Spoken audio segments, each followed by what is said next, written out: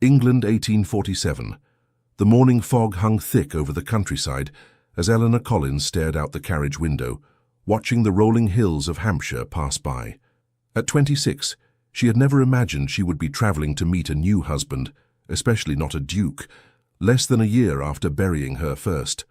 "We shall arrive at Ravenshollow Manor within the hour, Mrs. Collins," announced Mr. Blackwood, her late husband's solicitor and the architect of her current predicament. Eleanor clutched her reticule tighter. "And you are certain there is no other way?" "I fear not, madam. With your husband's debts and your family's inability to support you—" He trailed off, the implication clear. Without this arrangement, destitution awaited her. She straightened her back, determined not to show her anxiety. Her dark green travelling dress, her best, though modest, compared to what would be expected of a duchess, was carefully chosen for this first meeting. Her chestnut hair was neatly arranged beneath her bonnet, and she had practiced a serene expression to mask her inner turmoil. "The Duke of Ravenshollow is one of England's most distinguished noblemen," Mr. Blackwood continued. "His offer is exceedingly generous, considering your circumstances." "Yes, how fortunate I am to be bartered to a man I've never met," Eleanor murmured, then regretted the sharpness of her tone. "Forgive me. I am grateful for your assistance." Mr. Blackwood's expression softened. "The Duke has been in mourning these past 3 years. His children need a mother, and he requires an heir. It is a practical arrangement, one that benefits you both." The carriage passed through imposing iron gates, revealing a grand manor house of weathered stone. Eleanor's breath caught at the sight of Ravenshollow Manor. Imposing and Gothic, its windows glinted like dark eyes, watching her approach. This would be her home, her prison or her salvation, she did not yet know. As the carriage pulled to a stop, Eleanor composed herself. A line of servants stood waiting, and at their head, a tall figure dressed in black, the Duke of Ravenshollow. Edmund Whittaker's stern countenance betrayed no emotion as he watched the carriage door open. At 35, his face already bore the hard lines of one who had known profound loss. His dark hair was shot with silver at the temples, and his penetrating grey eyes seemed to look through Eleanor rather than at her. "Mrs. Collins," his voice was deep and cold as he offered his hand to help her descend. "Welcome to Ravenshollow." Eleanor cursed gracefully. "Your Grace, I am honoured by your invitation." "It is no invitation, madam, but a business arrangement. I believe Mr. Blackwood has explained the terms." His bluntness startled her, though she maintained her composure. "He has. Good. Then we understand each other." The Duke turned to his butler. "Hawkins will show you to your chambers. You may rest before dinner." With a curt bow, he turned and strode back into the house, leaving Eleanor standing with the servants. "Mrs. Collins," an elderly butler said with a slight bow, "if you would follow me."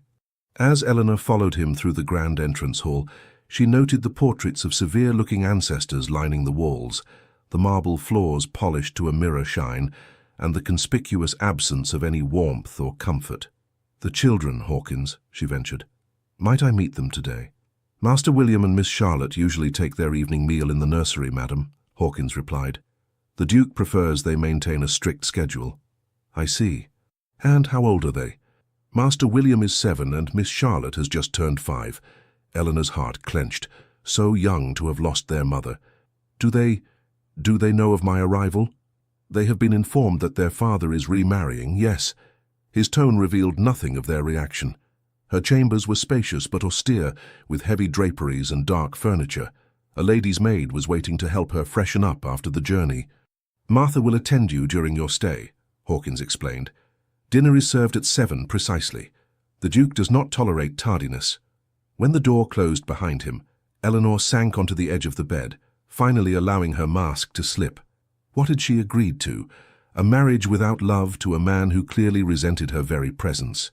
"Will there be anything else, ma'am?" Martha asked, a young woman with kind eyes that contrasted with the sombre atmosphere of the house.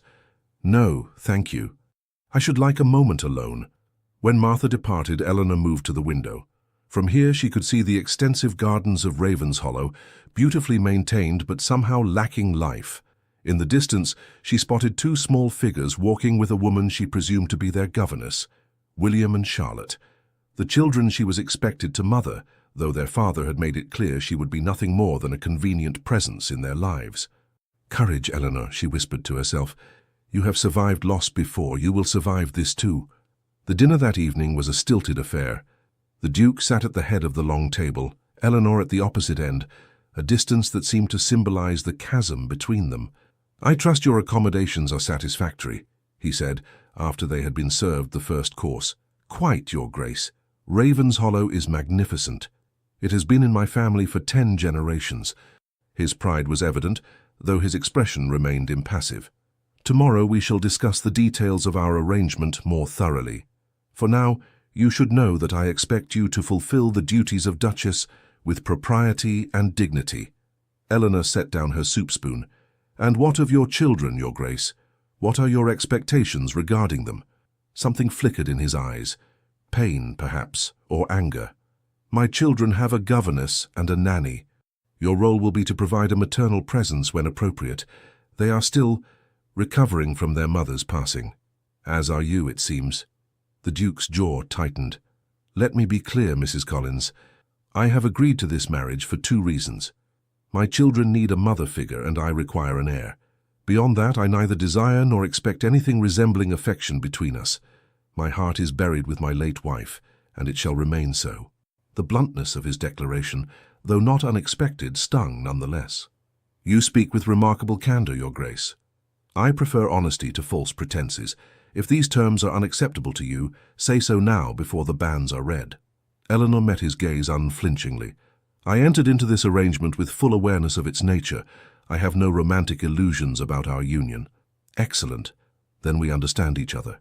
He raised his wine glass slightly. "To a mutually beneficial arrangement." Eleanor raised her own glass, though she did not drink. "When shall we marry?" "A fortnight from today, a small private ceremony. There will be no celebration." "As you wish." The remainder of the meal passed in near silence. When the Duke finally excused himself to attend to business matters, Eleanor felt she could breathe again. She declined dessert and asked to be shown back to her chambers. As she prepared for bed, the enormity of her decision weighed upon her. Tomorrow she would meet the children, the true reason she had accepted this loveless arrangement. Perhaps with them, she might find some purpose in this cold, grand house. Sleep eluded her as rain began to patter against the windows. Ravenshollow creaked and sighed around her, a living entity with secrets hidden in its ancient walls. Somewhere in this vast manor were 2 children who had lost their mother and a man who had lost his heart. Eleanor had lost much too, her husband, her security, her independence. But unlike the Duke, she had not yet surrendered hope. "Perhaps," she whispered into the darkness, "there is still room for happiness within these walls." But even as she spoke the words, she wondered if they were merely wishful thinking. The following morning arrived with unexpected brightness, the rain having cleared to reveal a crisp autumn day. Eleanor woke early, determined to make a favorable impression on the children she would soon call her own. She selected a simple blue dress that complemented her eyes and asked Martha to arrange her hair in a softer style than was her usual custom. "You look lovely, ma'am," Martha said, as she secured the final pin. "If I might be so bold, the children will be taking breakfast in the small parlor this morning. The Duke thought it an appropriate time for your introduction." Eleanor's heart quickened. "Thank you, Martha. I hadn't been informed." "His Grace often makes decisions without much notice," Martha replied with a hint of disapproval in her tone. "If you please, ma'am, the children, they've had a difficult time. Miss Charlotte barely remembers her mother. But Master William—" She hesitated. "Please speak freely. Master William has been rather withdrawn since Lady Ravenshollow's passing. He's protective of his sister and wary of change." Eleanor nodded. "I understand. Thank you for telling me." The small parlor was bathed in morning light when Eleanor entered. 2 children sat at a round table, their backs straight and faces solemn. The governess, a severe-looking woman, stood nearby. "Mrs. Collins," the governess acknowledged with a slight curtsy. "I am Miss Pemberton. Allow me to present Master William and Miss Charlotte Whittaker." William was a serious-looking boy, with his father's grey eyes and dark hair. Charlotte, fair-haired and delicate, regarded Eleanor with undisguised curiosity. "Children, this is Mrs. Collins," Miss Pemberton continued. "As you know, she will soon be married to your father." Eleanor smiled warmly. "I'm very pleased to meet you both." William's expression remained guarded. "Are you to be our new mother?" The directness of his question caught Eleanor off guard. I would be honored to care for you, but I would never presume to replace your mother." "Our mother is in heaven," Charlotte announced, her small voice matter of fact. "Father says we must not forget her." "And you must not," Eleanor agreed, taking a seat at the table. "She will always be your mother. Perhaps in time you might think of me as a friend." Miss Pemberton cleared her throat. "The children must complete their breakfast before their lessons, Mrs. Collins." "Of course, may I join them?" The governess seemed surprised by the request, but nodded stiffly. Eleanor spread a napkin across her lap and accepted a cup of tea from a footman. "What lessons do you have today?" "Arithmetic and geography," William answered reluctantly. "And I am learning my letters," Charlotte added with a touch of pride. "How wonderful! I was always fond of geography myself," Eleanor said. "Perhaps sometime you might show me what you're learning." William studied her suspiciously. "Father says you lived in London. Is that true?" "Yes, though I was raised in Dorset, not far from the sea." Charlotte's eyes widened. "Have you seen mermaids?" A small laugh escaped Eleanor. "I'm afraid not, though I've often looked for them." "Miss Charlotte," Miss Pemberton admonished, "we do not speak of such fanciful nonsense." Eleanor noticed how the little girl's face fell. "Perhaps not mermaids," she said gently, "but I've seen dolphins leaping in the waves and once a whale spouting in the distance." Charlotte gasped with delight, while William's rigid posture relaxed slightly. "Was it terribly large?" he asked, curiosity momentarily overcoming his reserve. "Enormous, like a small island moving through the water." For the remainder of breakfast, Eleanor spoke of the sea and its creatures, careful to balance wonder with factual information that might meet with Miss Pemberton's approval. By the time the meal ended, Charlotte was smiling, and William, though still reserved, had asked several thoughtful questions. "Mrs. Collins." The Duke's voice from the doorway startled them all. He stood watching, his expression unreadable. "Your Grace," Eleanor acknowledged, rising from her seat. "Children, it is time for your lessons," he said. "Miss Pemberton, please escort them to the schoolroom." As the children filed out, Charlotte turned to wave shyly at Eleanor. William merely nodded, but it felt like progress nonetheless. When they were alone, the Duke approached. "I see you've met my children." "Yes, they're delightful. Charlotte is so bright, and William is remarkably thoughtful for his age." Something that might have been pride flickered across his face. "They are well bred."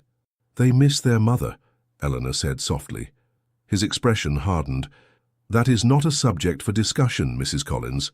Forgive me, but if I am to care for them, you are to provide a feminine presence and ensure they learn proper social graces.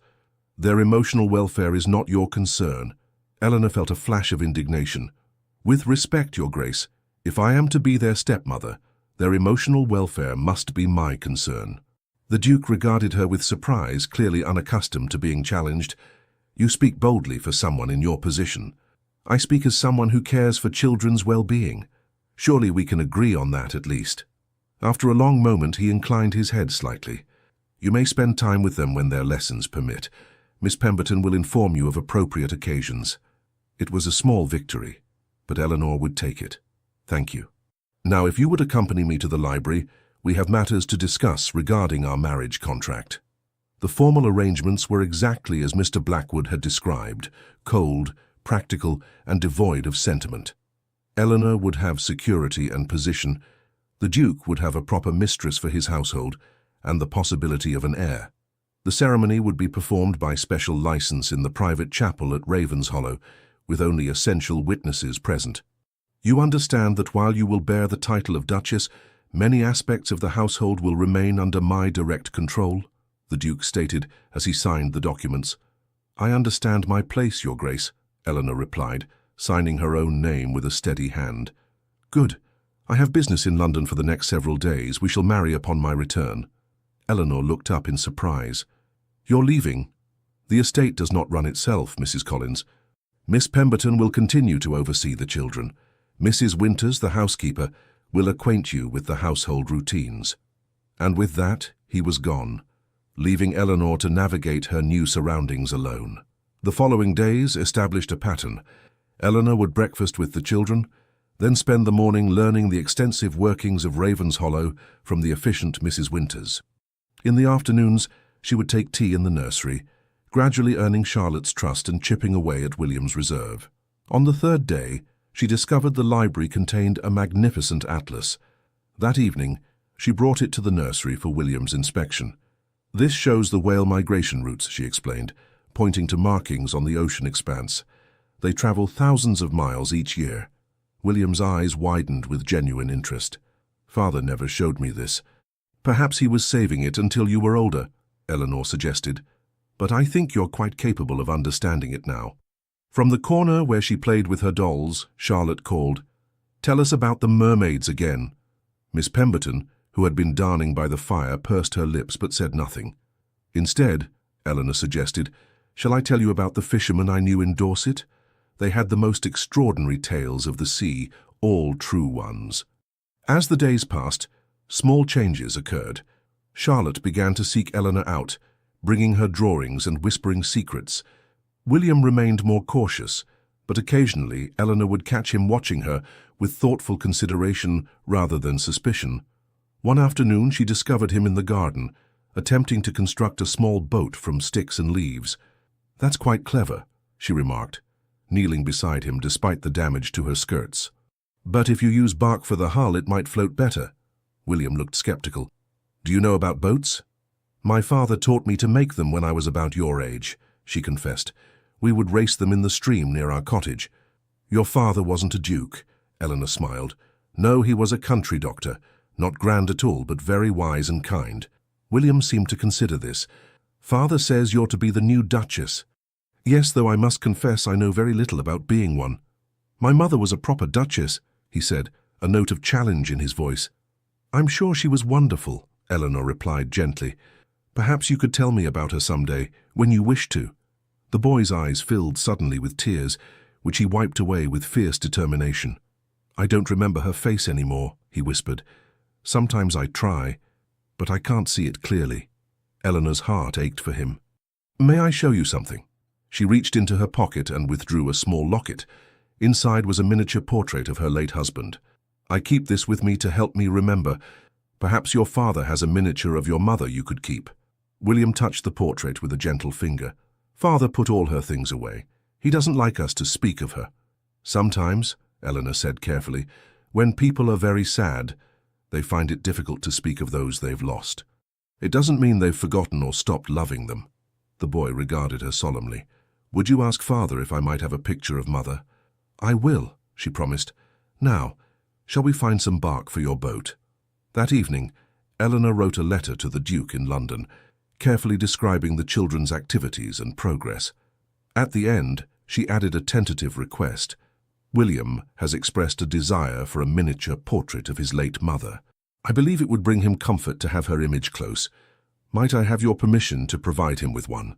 3 days later, a package arrived from London. Inside was a small portrait of a beautiful woman with William's solemn eyes and Charlotte's fair hair. There was no note, no acknowledgement of Eleanor's request, but the portrait itself was answer enough. When she presented it to William, the boy's face transformed with joy and grief in equal measure. "This is exactly how I remember her," he whispered. That night, for the first time, William allowed Eleanor to tuck him into bed alongside Charlotte. "Will you tell us a story?" Charlotte pleaded. "Not tonight, my dear. It's quite late," Miss Pemberton interjected. "Just a short one," Eleanor suggested. "About the sea, perhaps." Miss Pemberton sighed but retreated to her chair by the fire. Eleanor told them of lighthouses and the brave men who kept them, of ships guided safely home through treacherous waters. As Charlotte's eyes grew heavy, she leaned against Eleanor's arm. Even William seemed peacefully drowsy. "Good night, dear ones," she whispered, tucking the blankets around them. "Sleep well." As she turned to leave, William's voice stopped her. "Mrs. Collins?" "Yes, William?" "Thank you for the portrait of Mother." Eleanor smiled. "You're very welcome." "Father arrives home tomorrow," he added, his expression serious once more. "Yes, I know. Will you still visit us in the nursery once you're married?" "Every day," she promised. "If you wish it." William nodded, seemingly satisfied. "Good night, Mrs. Collins."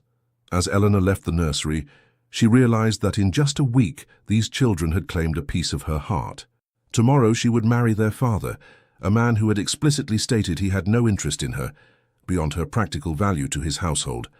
Yet, as she prepared for bed, Eleanor found herself hoping that perhaps, in time, the Duke might come to see her as more than just a convenient arrangement. For the children's sake, if nothing else, she wished for some measure of warmth between them. The thought was still with her when she finally drifted to sleep, the children's trusting faces the last image in her mind. The day of the wedding dawned cold and clear, with frost etching delicate patterns on the window panes of Ravenshollow. Eleanor stood in her chambers, allowing Martha to fasten the buttons of her wedding gown, a modest creation of ivory silk with lace at the collar and cuffs. Her hair was arranged simply, adorned only with a small spray of white roses. "You look beautiful, Ma'am," Martha said, stepping back to survey her work. "Thank you." Eleanor's voice was steady, though her hands trembled slightly as she adjusted her lace gloves. A soft knock at the door revealed Mrs. Winters, the housekeeper. Her usually stern expression softened slightly. "The Duke has returned, madam. The ceremony will begin in half an hour. I shall be ready." When the door closed, Eleanor moved to the window, gazing out at the frost-covered gardens. Was she making a terrible mistake? The children had begun to warm to her, yes, but their father remained as cold and distant as the winter landscape before her. "Eleanor Collins," she whispered to her reflection, "you made your choice. For better or worse, this is your path now." The chapel at Ravenshollow was a small stone building nestled within the estate's grounds. As Eleanor approached on the arm of Mr. Blackwood, she saw only a handful of people gathered inside. The Duke's solicitor, Mrs. Winters, Hawkins the butler and the vicar waiting at the altar. And there stood Edmund Whittaker, Duke of Ravenshollow, his tall figure imposing in formal attire. His expression was inscrutable as she walked toward him. The ceremony was brief and perfunctory. They exchanged the necessary vows, their voices echoing in the near-empty chapel. When the Duke placed the ring on her finger, a simple gold band rather than the elaborate family heirloom she might have expected, his touch was impersonal, as if completing a business transaction. "I now pronounce you man and wife," the vicar declared, his words hanging in the air between them. There was no kiss, merely a formal bow from the Duke before he offered his arm to lead her from the chapel. "Your Grace," the vicar called after them, "the registry requires your signatures." They returned to sign the book, Eleanor's new name, Eleanor Whittaker, Duchess of Ravenshollow, appearing foreign to her eyes as she wrote it for the first time. Outside, to her surprise, the children waited with Miss Pemberton.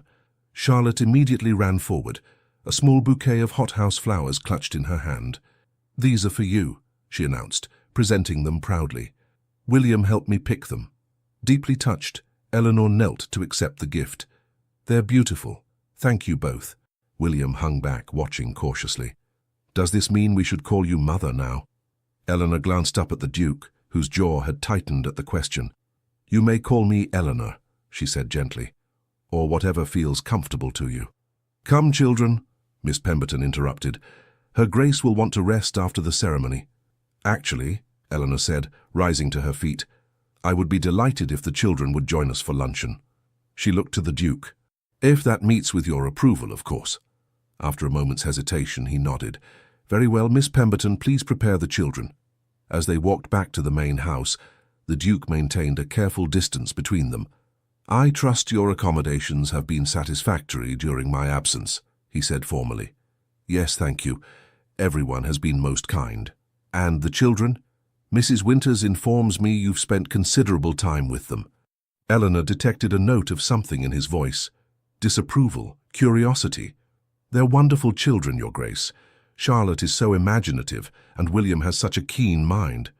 William has been difficult since his mother's death. Miss Pemberton reports he has been more engaged this past week. He misses her greatly," Eleanor said carefully. "Thank you for sending the portrait. It meant the world to him." The Duke's step faltered slightly. It was a reasonable request. Luncheon was a stilted affair, though the children's presence provided some relief from the tension. Charlotte chattered happily about the flowers she had chosen, while William observed the adults with his characteristic thoughtfulness. "Will there be cake?" Charlotte asked suddenly. "Mother always said weddings should have cake." A painful silence fell over the table. The Duke's knuckles whitened around his fork. "Charlotte," Miss Pemberton admonished, "that is quite enough." Eleanor intervened gently. "There is no cake today, but perhaps we might ask cook to prepare something special for dessert." The Duke set down his utensils with a decisive click. "Children, you are excused. Miss Pemberton, please take them back to the nursery." When they had gone, he turned to Eleanor, his expression cold. "I would appreciate it if you would not make promises to my children without consulting me first." "It was merely a suggestion about dessert," Eleanor replied, trying to keep her voice even. "It begins with dessert and ends with them growing attached, expecting things I cannot provide." "You mean affection?" His eyes flashed. "I mean false hopes. They have already lost one mother. I will not have them believing in fairy tales about happy families." Eleanor set down her napkin. "With respect, Your Grace, they are children. They deserve whatever happiness we can give them. They deserve stability and structure, not emotional indulgence." "And why must those things be mutually exclusive?" Eleanor challenged. "Why can they not have both security and love?" The Duke stood abruptly. "Because love is transient, Your Grace. It deceives and then it destroys. I will not build my children's future on such a fragile foundation." With that, he strode from the room, leaving Eleanor alone at the vast dining table on her wedding day. The weeks that followed established a rhythm to their unusual marriage. Eleanor gradually took over management of the household, proving herself both capable and efficient. The Duke retreated to his study for most of the day, emerging only for dinner, where conversation remained painfully formal. At night they retired to separate chambers. The Duke had made it clear that while he expected an heir eventually, he was not yet prepared to fulfill that aspect of their arrangement. Eleanor found her joy in the hours spent with the children. Under her gentle guidance, Charlotte blossomed, her natural exuberance finding appropriate outlets. William remained more reserved, but increasingly sought Eleanor's company, particularly in the library where they would pore over maps and natural history volumes together. One evening, as winter tightened its grip on Ravenshollow, Eleanor was reading to the children in the nursery when the door opened unexpectedly to reveal the Duke. "Father!" Charlotte exclaimed, jumping up to greet him. "Good evening, Charlotte." He patted her head awkwardly. "William!" The boy nodded solemnly. "Father, I apologize for the interruption," the Duke said, his gaze moving to Eleanor. "I was not aware you were here." "We were just reading about explorers," William volunteered. "Eleanor knows about Captain Cook's voyages." The Duke's eyebrow raised at the familiar use of her name, but he made no comment. "Indeed. My father was interested in exploration," Eleanor explained. "He had several books on the subject." "May Father join us?" Charlotte asked, tugging at the Duke's coat. Eleanor saw him stiffen, clearly uncomfortable. "I'm sure your father has important matters to attend to." "Actually," the Duke said, surprising them all, "I believe I can spare a few minutes." He lowered himself stiffly into a chair, his tall frame incongruous among the nursery furniture. Charlotte immediately climbed onto his lap, while William sat nearby watching carefully. "Please continue," the Duke said to Eleanor. She resumed reading, acutely aware of his gaze upon her.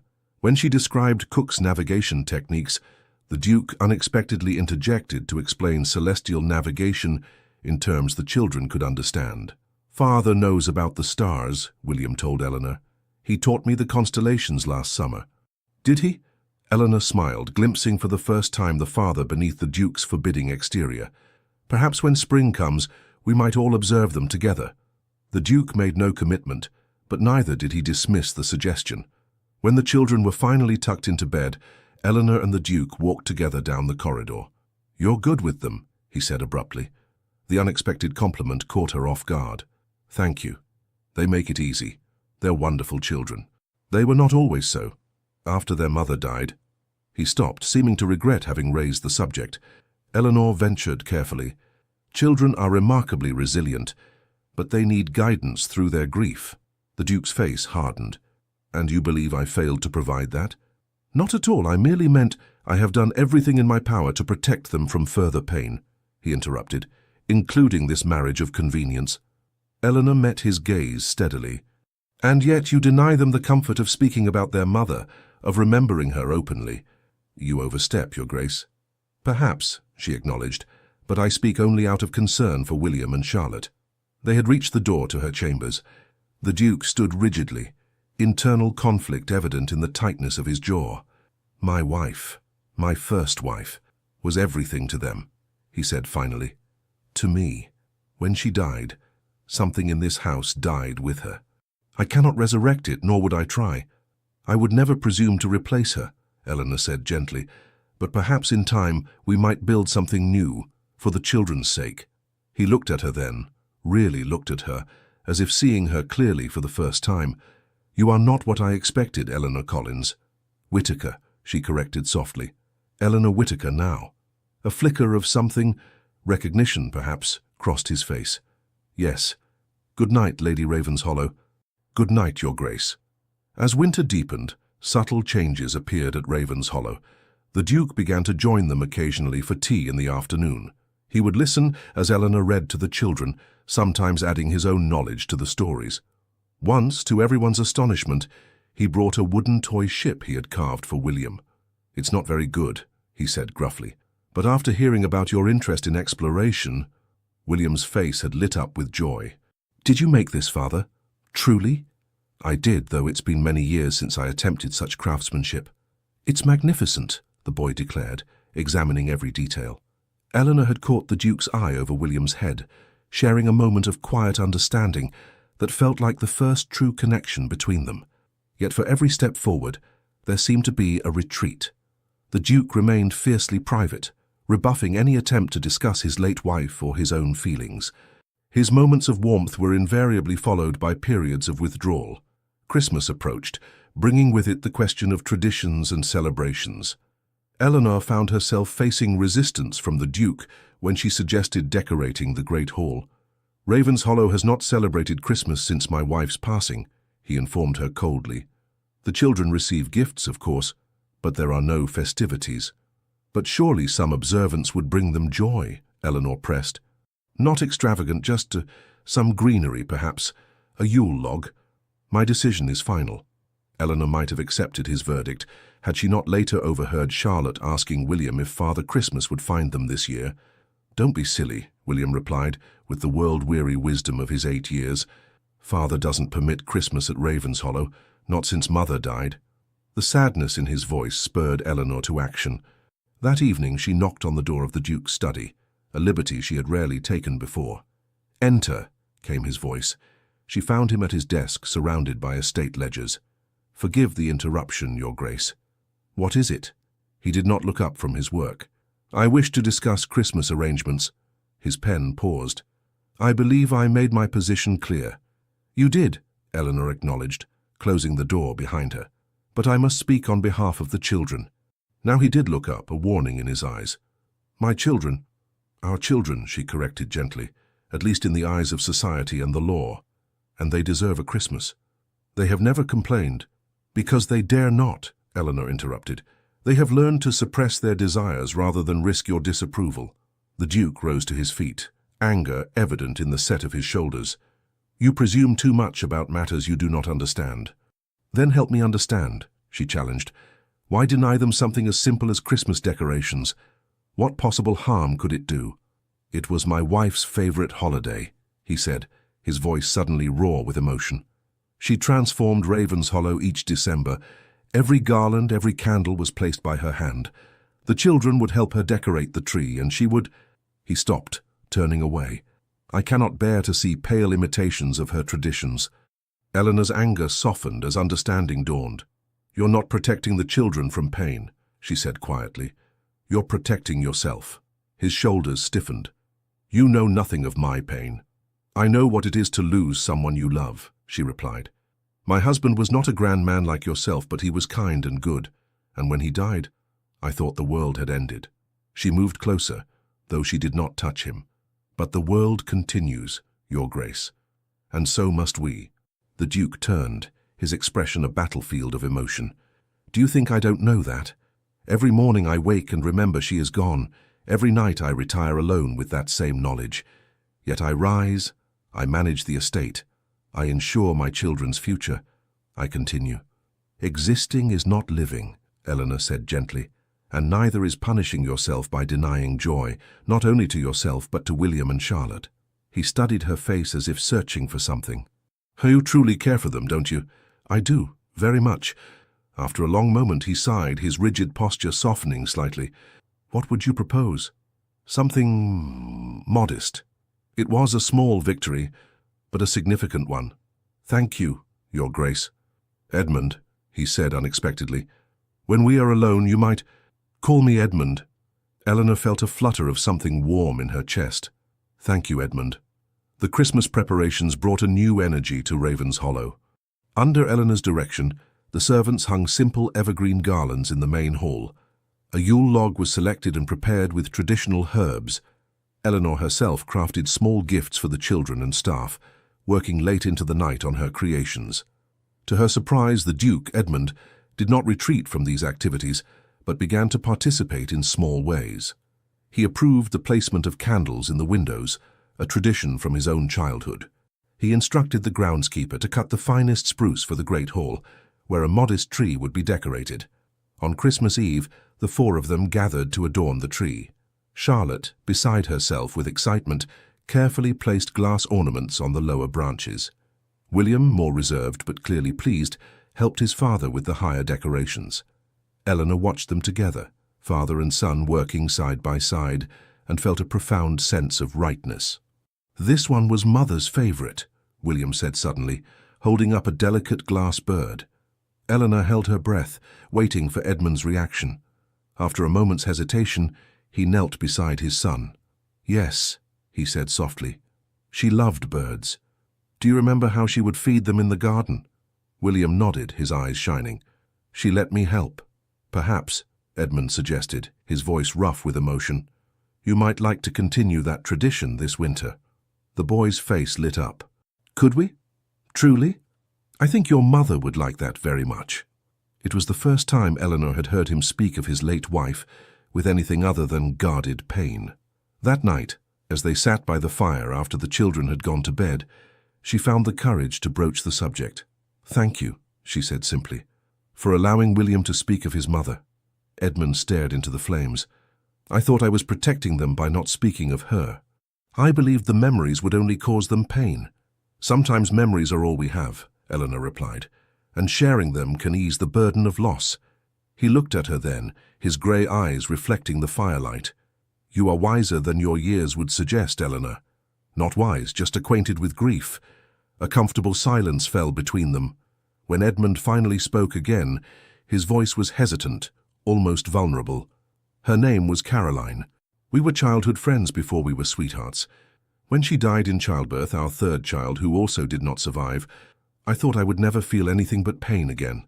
Eleanor reached out impulsively, placing her hand over his. I'm so sorry. He did not pull away. Caroline would have liked you, he said softly.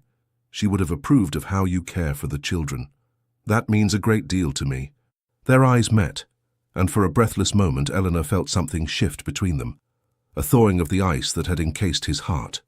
Christmas Day brought simple celebrations, gifts exchanged by the fire, a special meal shared with the children, carols sung by the servants in the hall.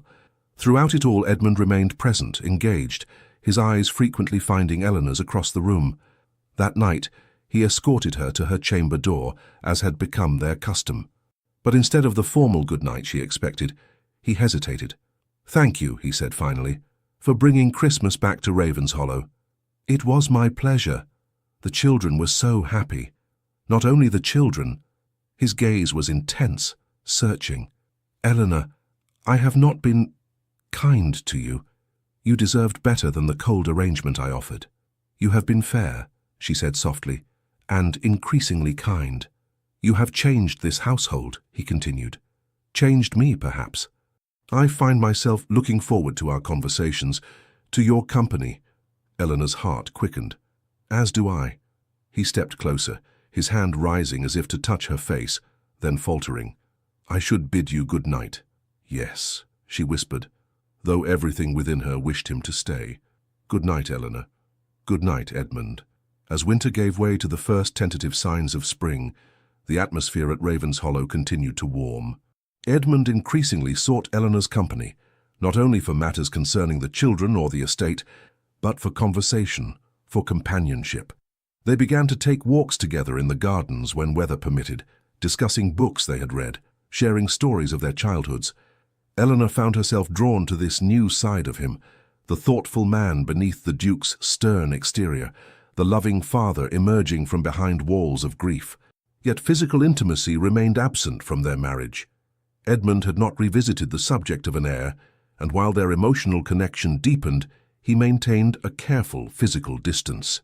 One evening in late March, a violent storm descended upon Ravenshollow. Thunder rattled the windows, and lightning illuminated the night sky in brilliant flashes. Eleanor was reading in her chamber when a small knock came at her door. She opened it to find Charlotte, white-faced and trembling. "I'm frightened of the thunder," the little girl confessed. "Oh, my dear." Eleanor knelt to embrace her. "Would you like to stay with me for a while?" Charlotte nodded against her shoulder. "William said I was being a baby, but I can't help it." "Even grown-ups can be frightened of storms," Eleanor assured her. "Come, let's sit by the fire and I'll tell you stories until you feel better." She had just settled Charlotte on the small sofa when another knock came. This time it was William trying to maintain his dignity despite his obvious discomfort.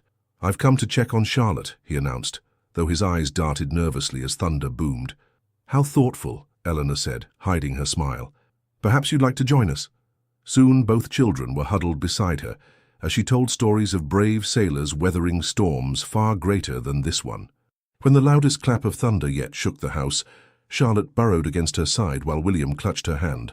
The door opened without a knock this time, revealing Edmund in his dressing gown, his face tight with concern. "The children aren't in their beds," he began, then stopped at the sight of them curled beside Eleanor. "They were a bit frightened by the storm," she explained. His expression softened. "I see. Father, will you stay too?" Charlotte pleaded. "Eleanor is telling us about sailors in storms." To Eleanor's surprise, Edmund entered the room, closing the door behind him. "I suppose I could listen for a while." He settled into a chair opposite them, his presence filling the cozy space. As Eleanor continued her story, she noticed how his eyes rarely left her face, how they warmed when she made the children laugh, despite their fears. When the storm finally began to abate and Charlotte's eyelids grew heavy, Edmund rose.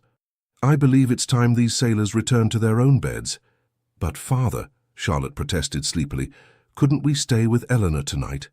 Edmund glanced at Eleanor, a question in his eyes. "I don't mind," she said softly. "Please, Father," William added unexpectedly, "just for tonight." After a moment's consideration, Edmund nodded. "Very well, but just this once." Eleanor helped settle the children in her large bed, tucking the blankets around them. As she straightened, she found Edmund watching from the doorway, his expression unreadable. "Thank you," he said quietly when she joined him, "for comforting them." "They're dear to me," she replied simply. His gaze was intense, searching. "You've become essential to them. He hesitated. "To Ravenshollow." Eleanor felt the weight of unspoken words between them. "I'm glad to be of service." "It's more than service, Eleanor. You must know that." Before she could respond, Charlotte called sleepily from the bed. "Eleanor, aren't you coming?" "In a moment, dear," she called back, then turned to Edmund. "I should—" "Yes, of course." He stepped back. "Good night, Eleanor." "Good night, Edmund." As she settled beside the children, Eleanor's mind whirled with possibilities. Had she imagined the longing in his eyes? Was it possible that this marriage of convenience was becoming something more? In the days that followed, Edmund seemed both drawn to her and troubled by that attraction. He sought her company, yet maintained a careful emotional distance. Eleanor, uncertain of his feelings and unwilling to risk the fragile peace they had established, followed his lead. Then came the evening that changed everything. Eleanor had been working with Mrs. Winters on household accounts when a message arrived from the village schoolmaster. A family had fallen ill, and the children needed temporary care. Without hesitation, Eleanor ordered the carriage prepared. "Your Grace," Mrs. Winters protested, "surely the village authorities can manage this matter. 3 children with no one to care for them?" Eleanor shook her head. "I cannot ignore such need when it is within my power to help." By the time Edmund returned from inspecting the tenant farms, Eleanor had installed the 3 Campbell children, aged 3, 5, and 7, in a guest chamber under Martha's watchful eye. The village doctor had assured her their illness was not contagious, merely the result of poor nutrition and cold conditions. "What is the meaning of this?" Edmund demanded when he discovered the situation. "You've brought strangers into our home without consultation. They needed immediate help," Eleanor explained. "Their mother is in the infirmary, and their father was injured in the mill accident last month. There are proper channels for such charity." "They are children, Edmund," she interrupted, "not charity cases. Would you have had me leave them alone and afraid?" His expression darkened. "You overstep your authority." "Then I apologize," she said, though her tone held no regret. "But I would do the same again." To her surprise, William appeared in the doorway behind his father. "Are they very ill?" he asked anxiously. Eleanor softened. "No, dear, just tired and hungry. They'll be fine with proper care." Might I visit them?" the boy asked hesitantly. "I could bring them some of my books, perhaps." Edmund stared at his son in astonishment. William, who rarely showed interest in others, who guarded his possessions zealously, was offering to share with strangers. "That's very kind, William," Eleanor said warmly. "I'm sure they would appreciate it." The boy looked to his father for permission. After a long moment, Edmund nodded. "You may visit them tomorrow if the doctor approves." When William had gone, Edmund turned back to Eleanor. His expression conflicted. "You've changed him. Changed them both." "Children learn by example," she said simply. "They have good hearts." "As do you." His voice had softened. "Your compassion, it reminds me of—" "Caroline?" Eleanor suggested gently. He nodded. "She would have done exactly as you did today." Over the next week, the Campbell children became temporary members of the household. To everyone's surprise, William and Charlotte took them under their wing, sharing toys and stories. Edmund, initially resistant, found himself drawn into their games, his natural reserve melting in the face of childish enthusiasm. Eleanor watched in quiet joy as the man she had married gradually emerged from behind the Duke's formal facade. He laughed more freely, spoke more openly, even joined in an impromptu game of hide-and-seek that left Hawkins scandalized and the children delighted. One evening, as they sat together in the library after the children had gone to bed, Edmund regarded her with thoughtful eyes. "You've given William and Charlotte something I could not," he said quietly. "What do you mean?" "Joy. The courage to open their hearts." He set aside his book. "I thought I was protecting them by teaching them restraint, but you've shown me they need more than that to truly live." Eleanor felt a rush of emotion at his words. "They need you, Edmund. Your love, your wisdom. They treasure every moment you spend with them." "And you?" he asked, his voice dropping to a near whisper. "What do you need, Eleanor?" The question caught her off guard. Before she could answer, the library door burst open, and Charlotte ran in, her nightgown billowing around her. "Eleanor, father, young Thomas Campbell said his first word.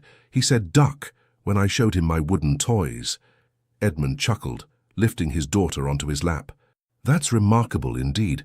But shouldn't you be in bed, young lady?"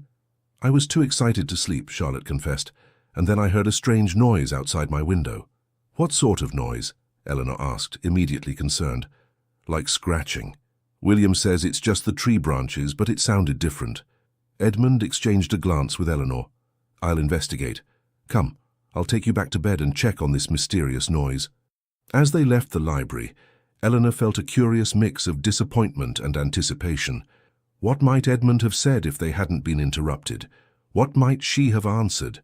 Later that night, unable to sleep, Eleanor wrapped a shawl around her shoulders and made her way to the small balcony adjoining her chambers. The spring air was cool but not unpleasant, scented with the first blooms of the season. "Eleanor!"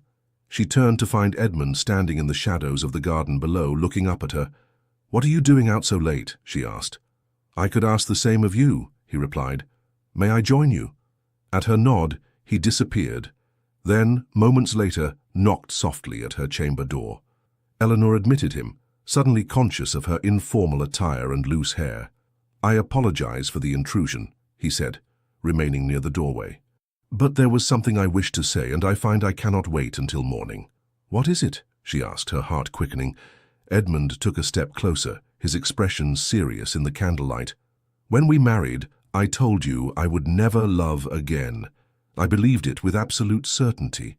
Eleanor held her breath, afraid to hope. I was wrong, he continued, his voice low and intense. What I feel for you, it has grown so gradually that I scarcely recognized it until it was too late to resist. Edmund, she whispered, unable to say more. He moved closer still, close enough that she could see the vulnerability in his eyes. I do not expect you to return these feelings. Our arrangement was never meant to be more than practical, but I find I cannot continue to treat you as merely the mistress of my household, the caretaker of my children, not when you have become so much more to me. Eleanor's heart soared at his words. And if I told you that my feelings have changed as well, that what began as duty has become something else entirely? His eyes widened with hope. Eleanor, do you mean— I love you, Edmund, she said simply. I have for some time now. For a moment he stood motionless as if unable to believe her words. Then, with a sound that was half laugh, half sigh, he closed the distance between them and took her hands in his. I love you, he said, his voice rough with emotion. I fought against it, told myself it was impossible, but I can deny it no longer. Slowly, giving her every chance to pull away, he lowered his head until his lips met hers in a tender kiss. Eleanor responded with all the feeling she had kept hidden for months, her arms slipping around his neck as his encircled her waist. When they finally parted, Edmund rested his forehead against hers. Stay with me, he whispered. Be my wife in truth, not just in name. Yes, she answered without hesitation. With all my heart, yes. That night, their marriage was finally consummated, not as the cold arrangement it had begun, but as a union of deep and genuine love. As dawn broke over Ravenshollow, Eleanor lay in Edmund's arms, her head resting on his chest, his heartbeat steady beneath her ear. What changed? She asked softly.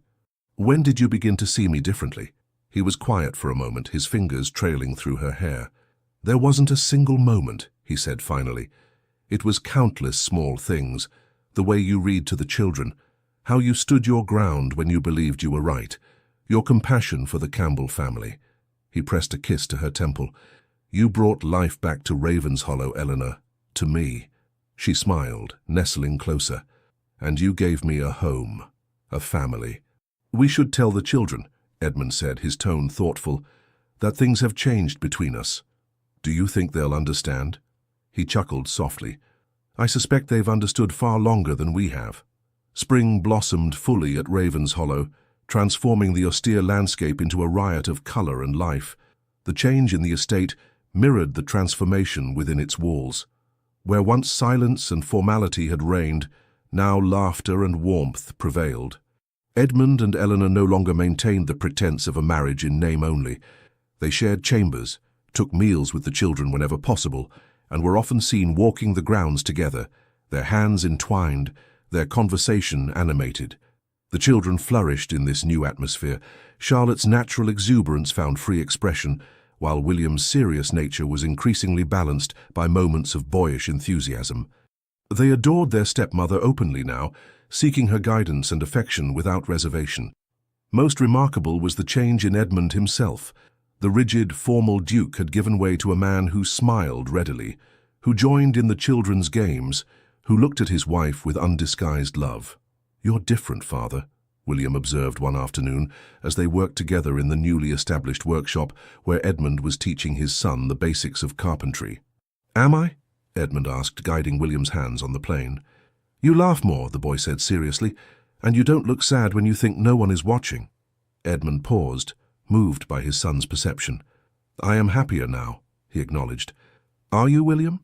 The boy nodded solemnly. I like it when you and Eleanor are happy together. It makes everything feel right. Like a proper family.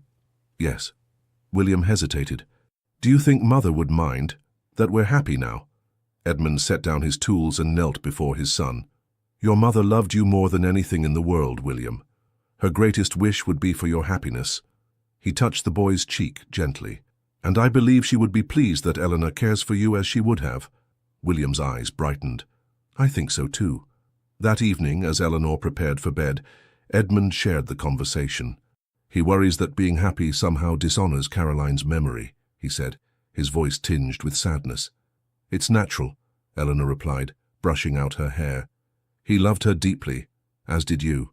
Edmund moved behind her, taking the brush from her hands to continue the task himself.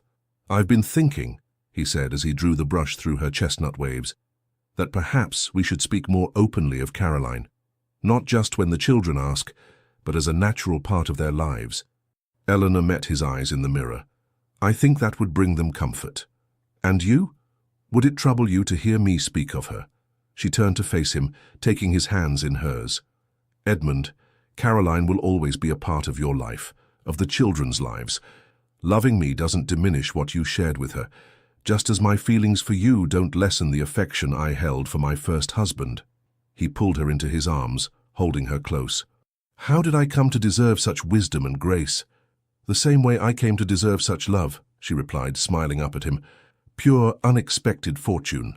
May arrived, bringing with it plans for Charlotte's 6th birthday. The little girl had requested a picnic by the lake, with games and treats for her small circle of friends from the village. Eleanor threw herself into the preparations, determined to make the day special. She commissioned a new doll from the finest toy maker in London, sewed a matching dress for Charlotte to wear, and arranged for a small orchestra to play during the celebration. The morning of the birthday dawned clear and warm. Charlotte, beside herself with excitement, twirled in her new dress while William watched with the indulgent tolerance of an older brother. "You look very pretty," he conceded when she demanded his opinion. "Like a princess?" she pressed. "Like a very nice Charlotte," he replied diplomatically. Eleanor laughed, adjusting the ribbon in the little girl's hair. "You both look wonderful. Now, shall we see if your father is ready?" They found Edmund in his study, completing some urgent correspondence before the day's festivities. He looked up as they entered, his face lighting with pleasure at the sight of them. "My, what elegant company," he declared, setting aside his pen. "Especially the birthday girl." Charlotte performed an exaggerated curtsy, then rushed to hug him. "Is it time for the picnic yet, Father?" "Nearly," he assured her. "I've just one more letter to sign, and then I'm entirely at your disposal for the day." "Promise?" she asked seriously. "You have my word as a duke," he replied with equal gravity, though his eyes twinkled. The picnic was a tremendous success. The children played games on the lawns, sloping down to the lake, while the adults conversed in the shade of ancient oaks. Eleanor, watching Edmund join in a game of blind man's buff, felt her heart swell with love for this man who had transformed from the cold, forbidding duke into a doting father and husband. Later, as Charlotte opened her gifts surrounded by admiring friends, William appeared at Eleanor's side. "She's very happy," he observed. "Yes, she is," Eleanor agreed. "Are you enjoying the day as well?" He nodded. "Father asked if I might like a similar celebration for my birthday in August." "And what did you say?" "That I'd prefer a smaller gathering, perhaps just the 4 of us, with a fishing expedition on the lake." Eleanor smiled, touched by his inclusion of her in his family circle. "That sounds perfect." As the day wound to a close and the guests departed, Charlotte declared it had been the very best birthday in the history of birthdays. Exhausted but elated, she fell asleep in the carriage on the short journey back to the house. Edmund carried her up to bed, with Eleanor and William following behind. As they tucked her in, still in her party dress since she was too tired for night clothes, Charlotte stirred briefly.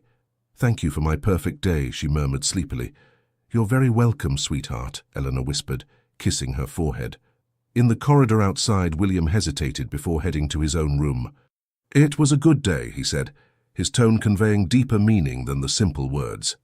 "It was," Edmund agreed, placing a hand on his son's shoulder. "One of many to come, I hope." The boy nodded, then surprised them both by hugging Eleanor before retreating to his chamber. As they walked to their own rooms, Edmund drew Eleanor close. "Have I told you today how much I love you?" "You have," she smiled, "but I never tire of hearing it." "Then let me show you instead," he murmured, leading her toward their bedchamber. Later, as they lay entwined in the peaceful darkness, Eleanor reflected on the extraordinary journey that had brought them to this moment. What had begun as a cold arrangement had blossomed into the deepest love she had ever known. "What are you thinking?" Edmund asked, his voice drowsy. "How fortunate I am," she replied. "How different life might have been had Mr. Blackwood not arranged our meeting." "It wasn't fortune," he said, pulling her closer. "It was inevitable. Some part of me knew from the first moment I saw you standing in the entrance hall, trying so valiantly to hide your apprehension, that you would change everything." Eleanor chuckled. "You certainly concealed it well with your talk of business arrangements and practical considerations." "Mere self-defense," he admitted. "I was terrified of feeling anything again, of risking the pain of loss. And now," he kissed her softly, "now I know that what we have is worth any risk."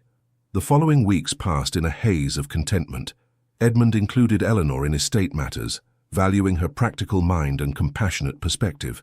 Together, they implemented improvements for the tenants, established a small school on the estate for the workers' children, and hosted a May Day celebration that brought together all classes in a day of shared pleasure. Through it all, their love deepened, rooted now in genuine partnership as well as affection. The children thrived in the atmosphere of security and warmth, growing more confident and open with each passing day. Then came the morning when Eleanor awoke, feeling strangely unwell. The sensation passed quickly, but returned the next day, and the next. "Perhaps you should consult Dr. Harrison," Edmund suggested, concerned by the pallor of her normally rosy complexion. "It's nothing serious," she assured him, "just a passing indisposition." But when the symptoms persisted for a week, she reluctantly agreed to see the doctor. His examination was thorough, and his conclusion unexpected, though in retrospect, Eleanor realized she should have recognized the signs herself. "Congratulations, Your Grace," Dr. Harrison said with a smile. "You are with child. I estimate the birth will occur in early January." Eleanor sat motionless, overwhelmed by a flood of emotions. A child, their child. The heir Edmund had initially sought in their arrangement, now to be born of genuine love. She found him in the library, poring over estate maps. When he looked up and saw her standing in the doorway, he immediately rose, concern evident in his expression. "Eleanor, what did the doctor say?" She moved to him, taking his hands in hers. "Edmund, I'm with child." For a moment he stood perfectly still, his face registering shock, then wonder, then joy so intense it brought tears to his eyes. "A child," he whispered. "Our child." "Are you pleased?" she asked, though his reaction left little doubt. In answer, he swept her into a gentle embrace. "Pleased? Eleanor, you have given me more happiness than I ever thought possible, and now this gift as well. I am beyond pleased. I am overwhelmed with gratitude and love." The news of Eleanor's pregnancy brought fresh joy to Ravenshollow. Charlotte was ecstatic at the prospect of a baby sibling, immediately volunteering to help in every way possible. William's reaction was more measured, though his quiet excitement was evident in the careful way he began to make space in the nursery for the new arrival. Rearranging his own belongings without being asked, Edmund was transformed by the news, his happiness evident in everything he did.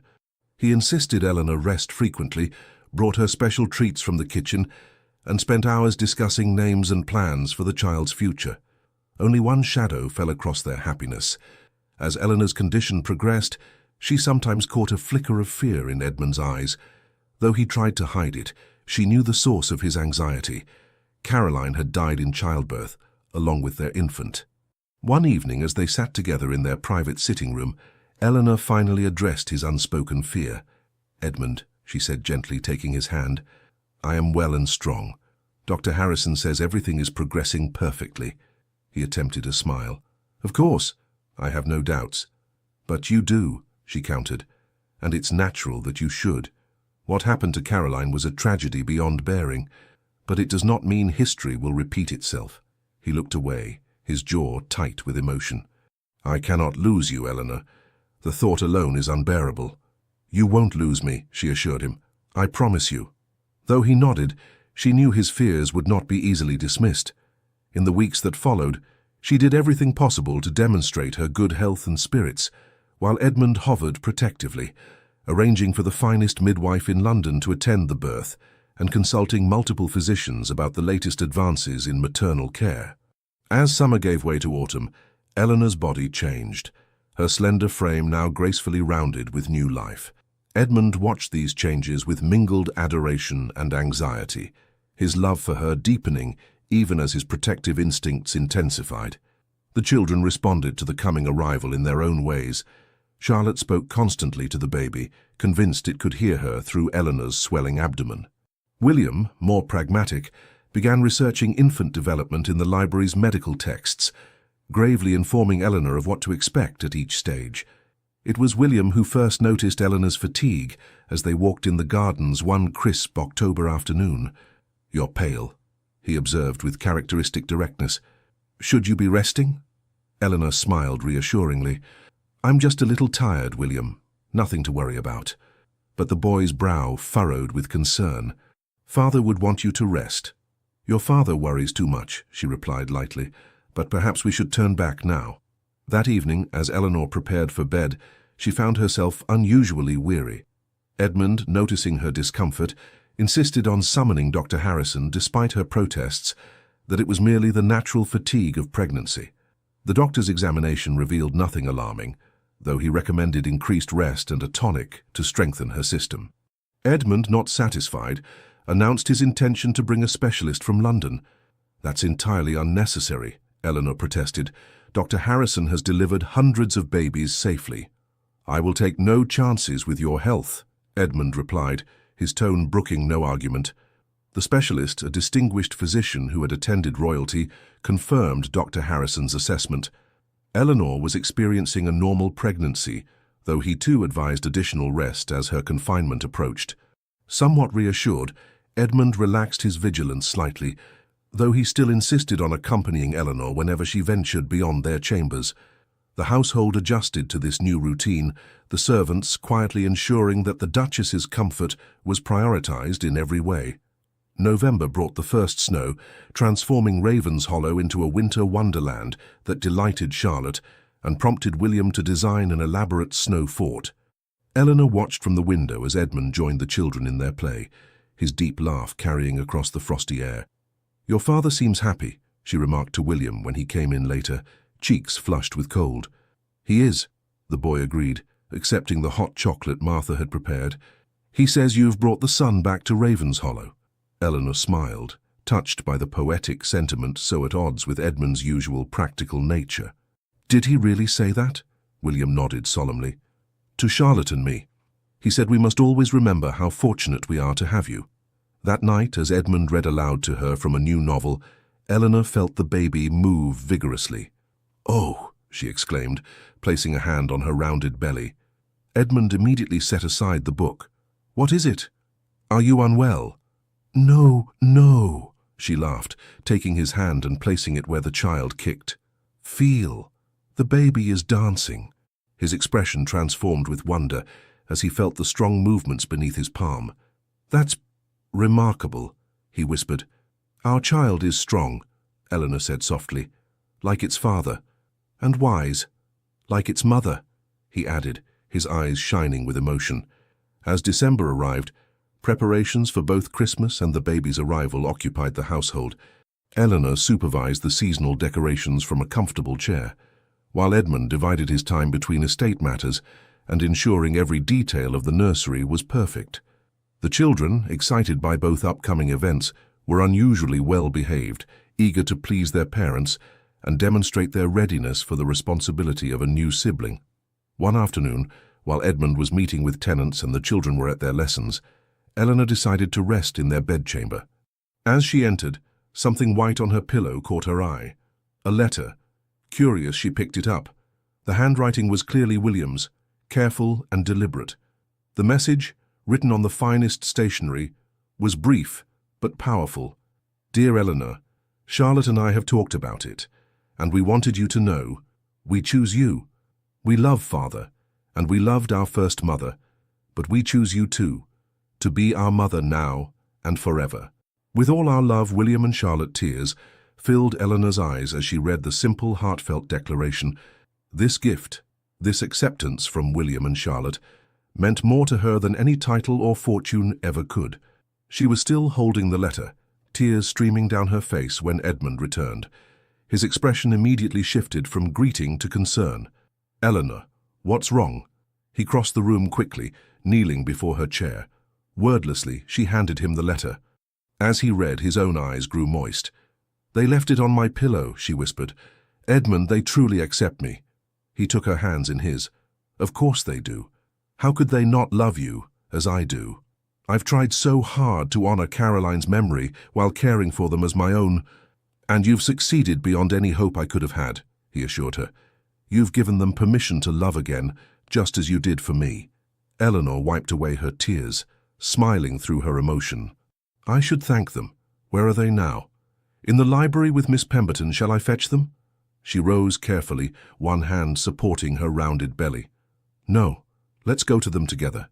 They found the children bent over their lessons, William explaining a geography concept to Charlotte with serious patience. When they looked up and saw Eleanor's face, they exchanged nervous glances. Did you receive our letter? William asked, his voice deliberately steady, though his hands fidgeted with his pencil. I did, Eleanor replied, her voice thick with emotion. It's the most beautiful gift I've ever received. Charlotte slipped from her chair and hurried to Eleanor's side. We meant it, she declared earnestly. We choose you to be our mother, forever and ever. William approached more slowly, his expression solemn. Is that acceptable to you? Eleanor opened her arms, and William, abandoning his usual reserve, joined his sister in embracing her.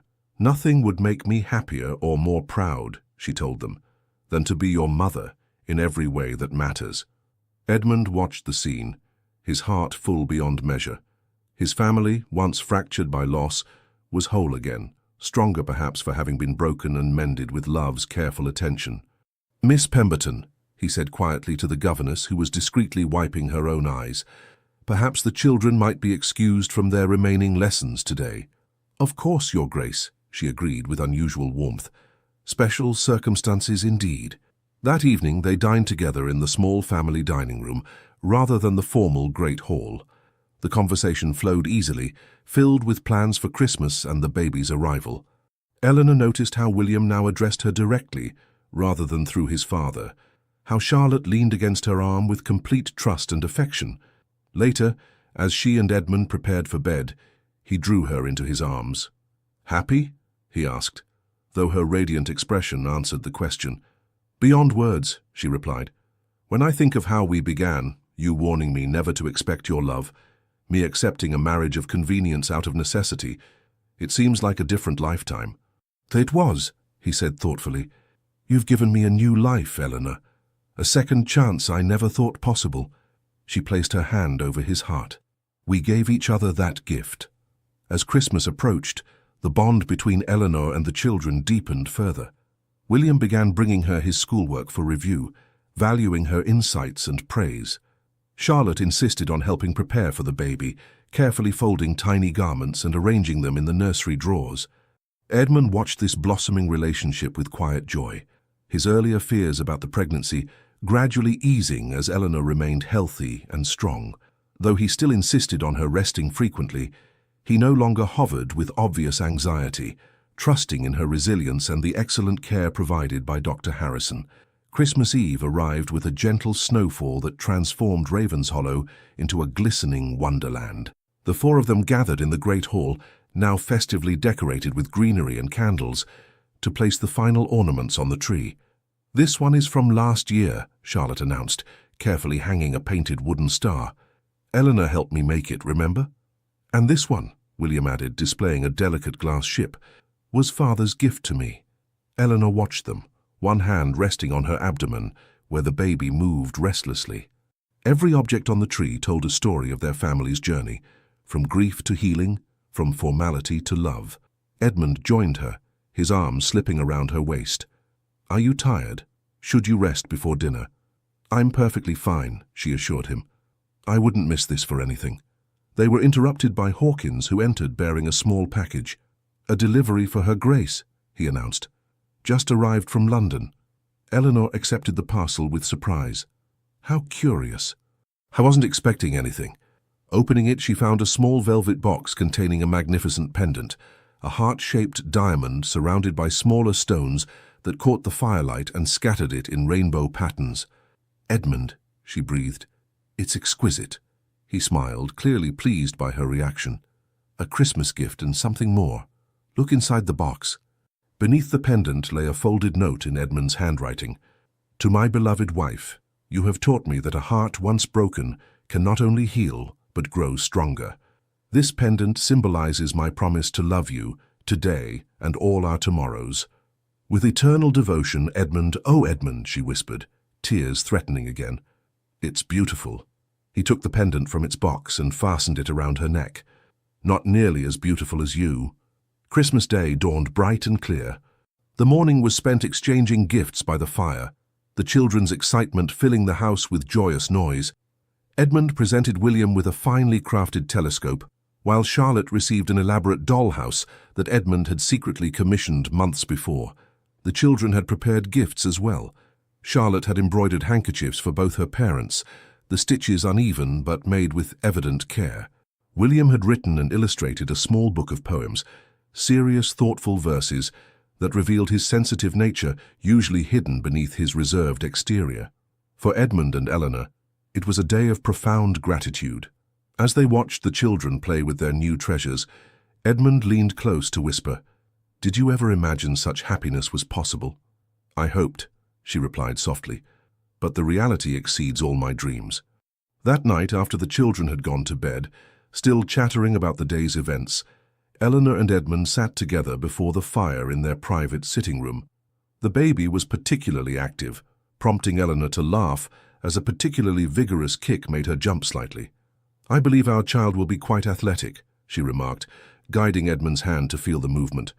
"Or perhaps musical," he suggested with a smile, "like its mother." Eleanor was about to reply when a sharp pain caught her by surprise. She gasped, her hand tightening around Edmund's. "Eleanor!" Alarm sharpened his voice. "What is it?" "I'm not sure," she began, but another pain interrupted her words. "Oh!" Edmund was immediately on his feet. "I'll send for Dr. Harrison." "Wait," she said, trying to remain calm. "It may be nothing. False pains are common in the later months." But another contraction, stronger than the first, made her reconsider. Perhaps the doctor would be wise after all. Edmund rang for a servant with such urgency that Hawkins appeared within moments, still in his evening attire. "Fetch Dr. Harrison immediately," Edmund ordered. "Tell him the Duchess may be in labor." "Yes, Your Grace." The butler departed swiftly, recognizing the seriousness of the situation. Edmund returned to Eleanor's side, his face tight with concern. "Let's get you to bed," he said gently. "Can you walk or shall I carry you?" "I can walk," she assured him, though she leaned heavily on his arm as another pain seized her. By the time they reached their chambers, the contractions were coming regularly.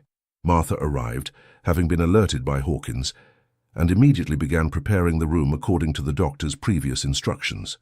"It's too early," Edmund muttered, pacing beside the bed where Eleanor now lay. "The baby isn't due for another fortnight at least." "Babies have their own schedules," Martha said practically, though she too looked concerned. "First ones often come a bit early." Dr. Harrison arrived within the hour, his examination confirming what they already suspected.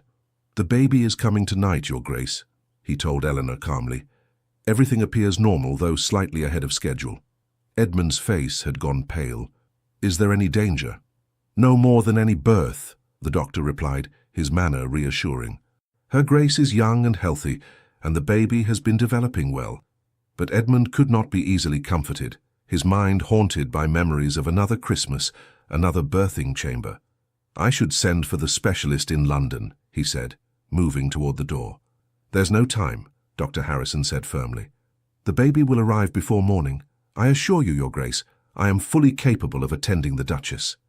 Eleanor reached for Edmund's hand. "Stay with me," she pleaded. "I need you here, not fretting about London specialists." The naked fear in his eyes nearly broke her heart. "I cannot lose you," he whispered. "You won't," she promised. "We'll face this together, as we have everything else." The labor progressed steadily through the night. Eleanor bore the pain with remarkable composure, while Edmund remained by her side, his initial panic giving way to steady support. He bathed her forehead, held her hand through contractions, and whispered encouragement when her strength began to flag. As dawn approached, Dr. Harrison announced that the time had come. "The baby is ready to meet the world," he said cheerfully. "One more good push, Your Grace." Eleanor gathered her remaining strength, gripping Edmund's hand tightly as she followed the doctor's instructions. There was a moment of intense pain, followed by the most beautiful sound she had ever heard, the lusty cry of their newborn child. "A boy!" Dr. Harrison announced triumphantly. "A fine, healthy son." Edmund stood transfixed, watching as the doctor placed the squalling infant on Eleanor's chest. The baby, red-faced and indignant at his abrupt entry into the world, gradually quieted as Eleanor cradled him close. "Hello, little one," she whispered, tears of joy streaming down her face. "We've been waiting for you." Edmund found his voice at last. "Eleanor," he breathed, "he's perfect, you're perfect." He touched the baby's tiny hand with a reverent finger. "Our son." After the doctor had completed his examination of both mother and child, pronouncing them excellently well, and Martha had helped clean and settle them, Edmund was finally able to hold his son. "He has your eyes," Eleanor observed drowsily from the bed, exhaustion claiming her now that the ordeal was over. "And your chin," Edmund replied, studying the infant's face with wonder. "What shall we name him?" They had discussed various possibilities over the past months, but had not settled on a final choice. Now, looking at their son's solemn expression, so like William's, Eleanor knew. "James," she said softly. "After your father." Edmund's eyes filled with tears. "James," he repeated. "James Whittaker." A gentle knock at the door preceded William's anxious face peering into the room. "Father, is Eleanor—" "Come in," Edmund called softly. "There's someone you should meet." William entered cautiously, followed by Charlotte, who was practically bouncing with excitement despite the early hour. They approached the bed where Eleanor lay, their eyes wide at the sight of the tiny bundle in their father's arms. "Children," Edmund said, his voice thick with emotion, "this is your brother, James." William stared at the baby with fascination. "He's very small." "But he'll grow," Eleanor assured him. "Just as you did." Charlotte clambered onto the bed, mindful of Eleanor's comfort. "Can I touch him?" "Gently," Edmund cautioned, bringing James closer for the children to see. "Hello, James," Charlotte whispered, stroking the baby's cheek with a feather-light touch. "I'm your sister." William hung back slightly, watching the scene with an expression Eleanor couldn't quite interpret. "William," she called softly. "Are you all right?" The boy looked up, his eyes suspiciously bright. Is he truly our brother? Even though—" Understanding dawned. "Even though I'm not your birth mother?" Eleanor finished gently. "Of course he is. We are a family, William. All of us." "The letter we wrote," he said hesitantly. "We meant it. We chose you to be our mother. And I chose you as my children," she replied, holding out her free arm to him. "All three of you now." William moved forward then, allowing himself to be drawn into a careful embrace. "He's rather handsome," he conceded, examining his new brother with cautious approval. "For a baby." Edmund watched his family, his wife, his two eldest children, and the newborn son he had once feared would never exist, and felt a completeness he had never thought to experience again. The shadow of his first wife's death, which had haunted him for so long, seemed finally to lift in the presence of this new life, this new chance at happiness.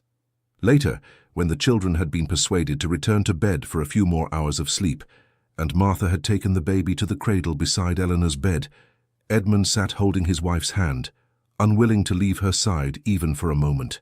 "You should rest," she murmured, though her own eyes were fighting to stay open. "In a while," he promised. "I just want to look at you a bit longer." "I told you there was nothing to fear," she reminded him with a tired smile. "You were right, as usual." He raised her hand to his lips. "Eleanor, I don't have the words to express what you've given me, what you've given all of us." "You don't need words," she replied softly. "I see it in your eyes, in how you are with the children, in everything you do." He leaned forward to kiss her gently. "Rest now, my love. I'll be here when you wake." As Eleanor drifted into peaceful sleep, Edmund moved to the cradle where his son slumbered. The baby's tiny chest rose and fell with each breath, his perfect fingers curled into small fists. "Welcome to Ravenshollow, James," Edmund whispered. "Welcome to our family." In the days that followed, the house adjusted to its newest member. The children were endlessly fascinated by the baby, with William assuming a serious protective role, and Charlotte appointing herself assistant nursemaid. Eleanor recovered swiftly, her natural vigor reasserting itself. Within a week, she was able to join the family for meals, carrying James proudly for all to admire. Edmund watched over them all with a newfound serenity. The fear that had gripped him throughout Eleanor's pregnancy had finally released its hold, allowing him to embrace the joy of their expanded family without reservation. One evening, as January snow fell softly outside the windows, the five of them gathered in the family sitting room. The children sat on the floor playing a quiet game, while Eleanor nursed James discreetly in a comfortable chair. Edmund, watching them from his position by the fire, was struck by how completely his life had transformed in the span of a year. Last January, Ravenshollow had been a cold, empty place, its master as frozen as the winter landscape. Now warmth and life filled every corner, from the children's laughter to the baby's soft coos. "What are you thinking?" Eleanor asked, noticing his thoughtful expression. "That I am the most fortunate of men," he replied simply. William looked up from the game. "Because you have Ravenshollow?" Edmund smiled, shaking his head. "Because I have all of you." Charlotte beamed at this declaration, while William ducked his head, pleased but embarrassed by the sentiment. Later, when the children had gone to bed, and James slept peacefully in his cradle, Edmund and Eleanor stood together at the window, watching the snowflakes drift down in the moonlight. "I told you once that I would never love again," Edmund said softly, his arms encircling her waist. "That my heart was buried with Caroline. And I accepted those terms," Eleanor remembered. "How distant that seems now." "I believed it then," he confessed. "I truly thought myself incapable of loving anyone as I had loved her." Eleanor turned in his arms to face him. "And now I know that the heart has an infinite capacity for love," he said, his voice low and fervent. "What I feel for you doesn't diminish what I felt for Caroline. It exists alongside it, equally powerful but entirely different." "As it should be," she replied, touching his face gently. "Love isn't diminished by being shared." He kissed her then, pouring all his emotion into the gesture. When they parted, he rested his forehead against hers. "When you came to Ravenshollow, I offered you a cold arrangement. You've transformed it into the warmest of homes." "We did that together," she corrected him. "You, me, William, Charlotte, and now James. Each of us bringing our own light." From the cradle came a small sound, not quite a cry, but a gentle reminder of the new life they had created together. Eleanor moved to attend to their son, lifting him with practiced care. "He has your temperament," Edmund observed, watching as the baby settled immediately in his mother's arms. "Calm and steady. With perhaps a touch of your determination," she replied with a smile. "He knows exactly what he wants." As they stood together in the soft lamplight, their son cradled between them, Eleanor reflected on the extraordinary journey that had brought them to this moment. What had begun as necessity, a practical arrangement between strangers, had blossomed into the deepest love, creating a family bound not by obligation but by choice. "I love you, Edmund," she said simply, the words encompassing all that lay between them, past grief and present joy, challenges overcome and future promises. "And I love you, Eleanor," he replied, "more than I ever believed possible." Outside, the snow continued to fall, wrapping Ravenshollow in a blanket of white that glistened in the moonlight. Inside, the warmth of family and love kept winter's chill at bay, a testament to hearts that had chosen to love again, to children who had chosen a mother, and to a duke who had discovered that his vow never to love again had been the one promise worth breaking. The end. Dear listener, as our tale of Eleanor and Edmund draws to a close, perhaps you find yourself reflecting on your own journey through life's winters and springs. Like Ravenshollow Manor, our hearts sometimes grow cold with disappointment or loss, walls built high to protect what remains vulnerable within. But remember this, no heart is ever truly closed forever. Even in our darkest seasons, the possibility of renewal awaits, often appearing in the most unexpected forms. Just as Eleanor's gentle persistence melted the Duke's frozen heart, so too can new connections and quiet courage transform our own stories. Life seldom unfolds as we expect. The arrangements we make for practical survival can, with patience and openness, blossom into the very fulfillment we had ceased to believe possible. The children's simple letter, "We choose you," reminds us of a profound truth. Love is always, at its core, a choice we make, day after day. When you face your own challenges, when doubts whisper that happiness belongs to others but not to you, remember Eleanor's quiet determination. Remember how Edmund learned that protecting oneself from pain also shields us from joy. Remember that families form not only through blood, but through the deliberate choice to care for one another. As you rest tonight, know that your story continues to unfold. Yesterday's sorrows need not determine tomorrow's possibilities. Like the frost that eventually yields to spring, your winter too will pass. Until then, may you find peace in the knowledge that second chances await, that healing comes in its own time, and that your heart, like the Duke's, holds more capacity for love than you might yet recognize. Sleep well, dream sweetly, and awaken renewed to write the next chapter of your own remarkable story. With deepest gratitude, Legends of the Fall. Thank you for staying with us until the very end of this story. From the bottom of our hearts, we ask you to subscribe, like, comment, and share this video, so we can continue to feel inspired to tell new tales full of love, redemption, and life-changing twists. Your support means everything. It's what keeps this channel alive. And don't go just yet. At the end of this video, another story suggestion from our channel will appear. Click and be surprised by more emotional journeys like this one.